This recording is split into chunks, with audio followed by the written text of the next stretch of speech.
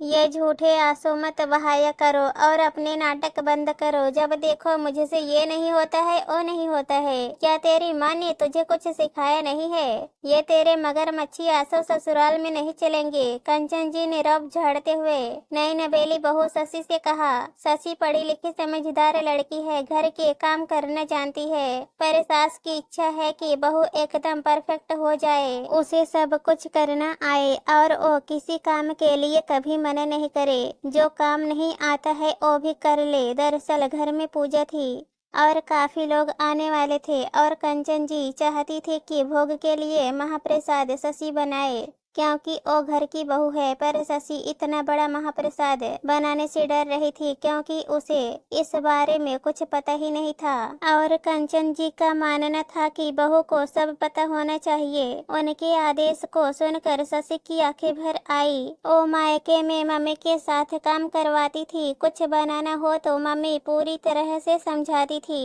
पर यहाँ ससुराल में तो सास बस डांटती रहती है या तेज आवाज में चिल्लाती रहती है। फिर भी यूट्यूब पर देखकर शशि ने महाप्रसाद बनाने की कोशिश की, लेकिन हलवा थोड़ा सा कच्चा रह गया। पहली बार इतनी मात्रा में जो बनाया था कंचन जी ने देखा तो उन्हें गुस्सा आ गया। शशि पहले ही भरी बैठी थी तो वो रोने लगी। आकाश, अपनी पत्नी को समझा ले, इस तरह के आंसुओं से मैं पिघलने वाली नहीं हूँ। हलवा बनाते समय शशि का हाथ भी जल गया था। कंचन जी को घाव नजर आ गया, पर फिर भी उन्होंने उसे अनदेखा कर दिया। ये सब बातें शशि के दिल को और चोट पहुंचा रही थी। तभी शशि की ननद आकांक्षा आई और बोली, ओह मम्मी देखो, भाभी का हाथ जल गया है, जल्दी से दवाई लगा दो।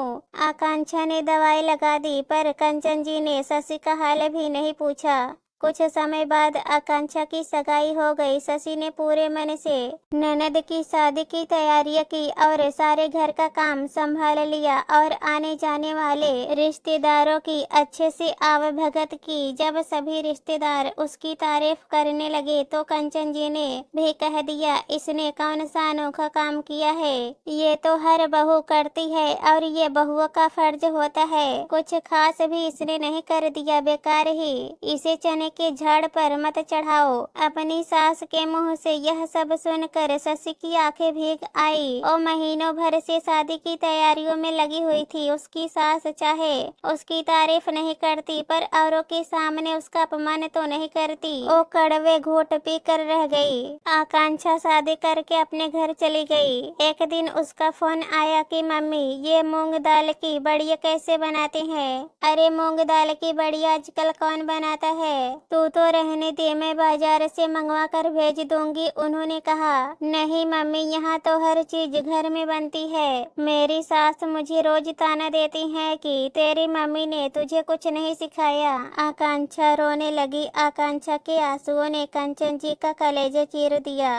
उन्हें बेचैनी होने लगी। उनकी आंखें भी भर आई। उन्होंने शाम का खाना भी नहीं खाया। आकाश ने पूछा तो बोली, आज मेरी बेटी वहाँ रोई है और मैं उसकी आंसू भी नहीं पोंछ सकती हूँ। एक माँ कितनी मजबूर होती है। और अपने बेटे आकाश के कंधे पर सिर रख कर सुबकने लगी। कैसा ससुराल मिला है मेरी आकांक्षा को। उसकी सास उसको रुलाती रहती है। हाँ मम्मी, आप सही कह रही हैं, हर माँ मजबूर होती है। अब देखो ना, यहाँ जब भी शशि रोती है, अपने आंसू बहाती है, उसकी आंसू पोंछने को उसकी मम्मी नहीं आ पाती। और उसे भी कैसा ससुराल मिला है। उसकी सास भी ताने देती रहती है, रुलाती रहती है और बेचारी शशि कुछ नहीं कर पाती। आज आपको अपनी बेटी की आंसुओं का दर्द महसूस हुआ है। आपने कभी अपनी बहू के आंसुओं की भी परवाह की है? मम्मी, बेटी बहू के आंसुओं में इतना फर्क क्यों करती हो? बेटी के आंसू दिल में उतरते हैं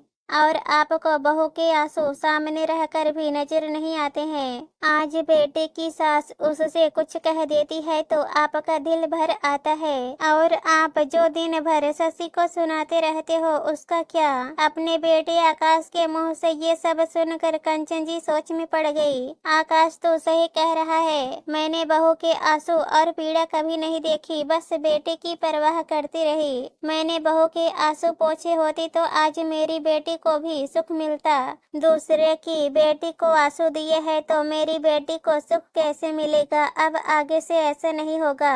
कंचन जी की आंखों में पछतावे के आंसू थे और शशि की आंखों में खुशी के आंसू थे। दोस्तों, कहानी पसंद आए तो हमारे चैनल को सब्सक्राइब कर देना। धन्यवाद।